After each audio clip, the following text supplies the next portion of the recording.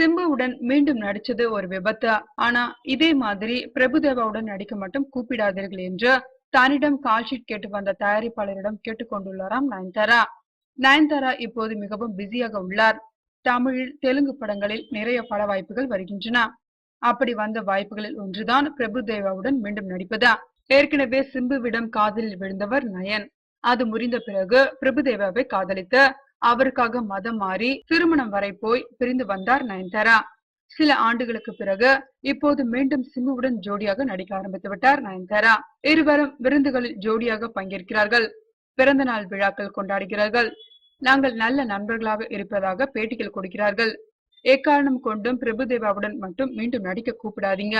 இது நயன் வேண்டுகோள்.